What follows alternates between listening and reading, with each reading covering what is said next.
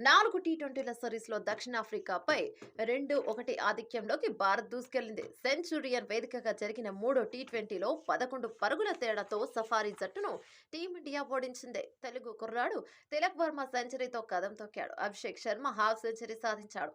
సాధారణంగా వన్డౌన్లో కెప్టెన్ సూర్యకుమార్ యాదవ్ వస్తాడు. కానీ ఈ మ్యాచ్లో మాత్రం తిలక్ వర్మ ముందుకొచ్చి శతకం సాధించాడు. ఈ క్రమంలో తిలక్పై సూర్య ప్రశంసల వర్షాన్ని కురిపించాడు. చివరి వరకు ఉత్కంఠ రేపిన ఈ మ్యాచ్లో విజయం సాధించడం ఆనందంగా ఉంది. ఓడినా గెలిచినా మా బ్రాండ్ క్రికెట్ ఆడేందుకు ప్రయత్నిస్తామని ఇప్పటికే చాలాసార్లు చెప్పా.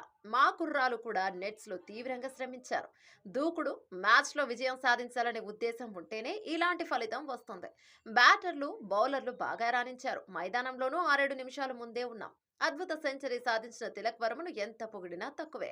రెండో టీ20 జరిగిన తర్వాత గెబేరాలో తిలక్ నా రూమ్కు వచ్చాడు. మూడో మ్యాచ్లో వన్ డౌన్లో బరిలోకి దిగుతానని చెప్పాడు. తప్పకుండా రాణిస్తానని నమ్మకం ఉందని బలంగా అన్నాడు. అప్పుడు నన్ను అడిగినా మరి ఛాన్స్ తీసుకున్న తిలక్ ఇప్పుడు సెంచరీతో సత్తా చాటాడు. అతడితో పాటు కుటుంబ సభ్యులు ఆనందపడి ఉంటారని సూర్య తెలిపాడు. సెంచరీ కంటే మ్యాచ్ గెలవడం మరింత సంతోషాన్నిచ్చింది. ఆ అనుభూతిని మాటల్లో చెప్పలేను. దేశం కోసం ఆడాలని, శతకం చేయాలనేది నా కల. ఇప్పుడు ఫలించింది. ఈ క్రెడిట్ కెప్టెన్ సూర్యకుమార్ యాదవ్‌కే దక్కుతుంది. అతడే నాకు మూడో స్థానంలో వచ్చే అవకాశం ఇచ్చాడు.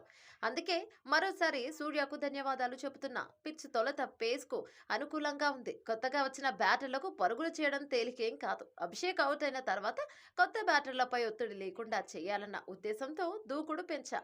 మంచి భాగస్వామ్యం నమోదైతే చాలు భారీ స్కోర్లు చేయవచ్చని ముందే భావించాని తిలక్ వర్మ వెల్లడించాడు.